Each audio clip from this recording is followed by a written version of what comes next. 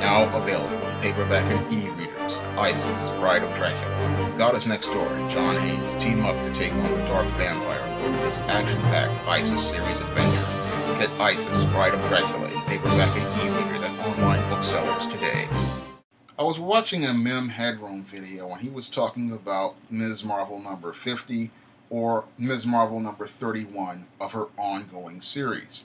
And as he talked about this Ms. Marvel issue and showed pages from it, for the first time I saw a Marvel comic which was far below the standard of many of my early SJS Direct titles.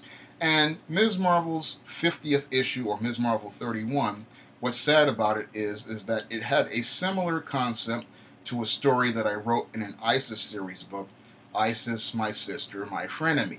And what's really sad about this issue is that these three professional comic book writers couldn't execute on the same concept I used for Isis, My Sister, My Frenemy. And that's what's really sad about it is that these are supposed to be professional comic book writers, and they couldn't execute on a simple concept regarding a superheroine having a slumber party. Now, I wrote this same story back in 2013 in Isis, My Sister, My Frenemy, and I managed to be able to do simple things like let the reader know who was the main character, what they wanted to do, and why we should care in the first 3 pages of the story. Now, Isis, My Sister, My Frenemy revolves around Isis's relationship with her estranged sister Eastine, and she's trying to figure out whether she can trust Eastine as she's coming back into her life, because in the original Isis stories, Isis and the Politics of Hell, Isis's sister Eastine was her arch enemy. And it was in the later story, Amari's Revenge, that she found out that Eastine was her sister. And in the Beauty Myth, Eastine went to save Isis when she was kidnapped by Rahima Sanders.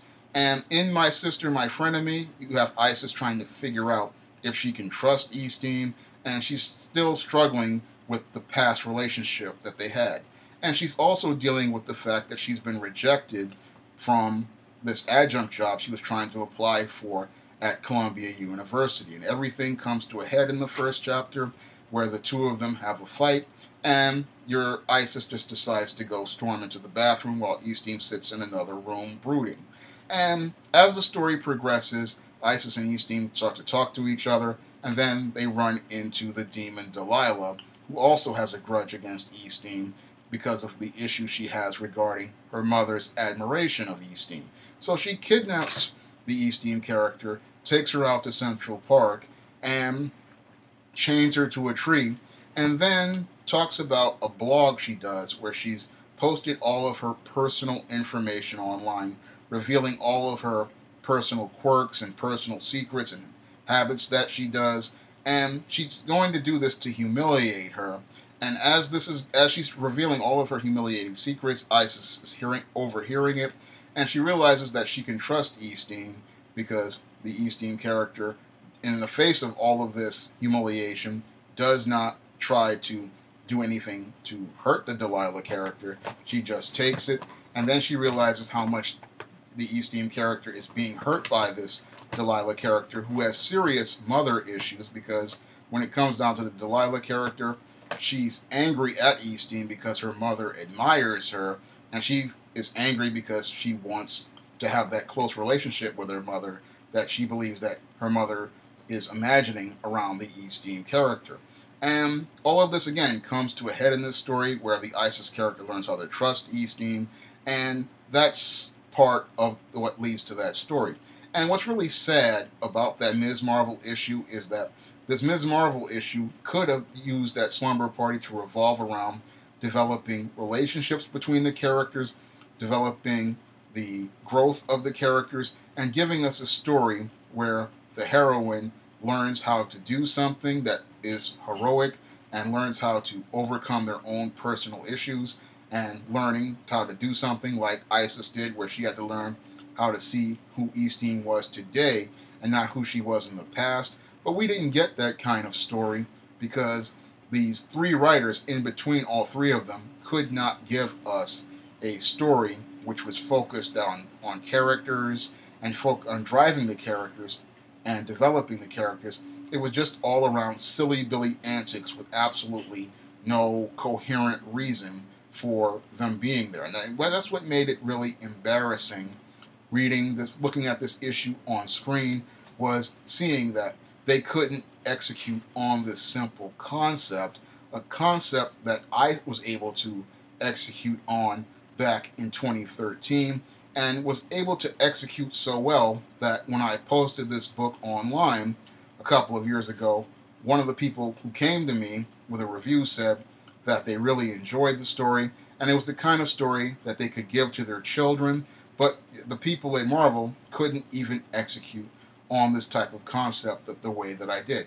I know that the concept works because I posted that concept on Amazon 5 years ago, and it went over well with a lot of readers. And I posted it on Smashwords, and it still continues to do well with readers. The whole idea of the story works, but because Marvel's writers can't execute on concept, they cannot tell a compelling story featuring one of their own heroes. And the reason why they can't do it is because their writers just don't understand how to write stories for heroines.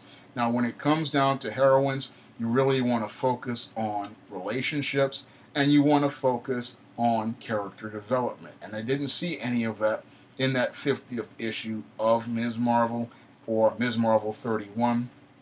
All I saw was attempts to try to be paternalistic and dumb things down, but I didn't see a coherent story. And that's, again, what was really embarrassing about looking at that issue, was that they couldn't even come up with a coherent story in between three writers.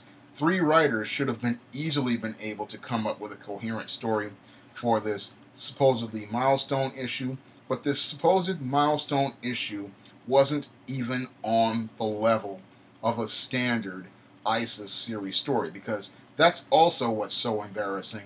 ISIS, My Sister, My Frenemy was a basic ISIS series story. It was not an event story like ISIS Wrath of the Cyber Goddess. It was a basic story, and the Marvel writers, all between three of them, couldn't put together a basic story. And that was what was so embarrassing for me to see in that video.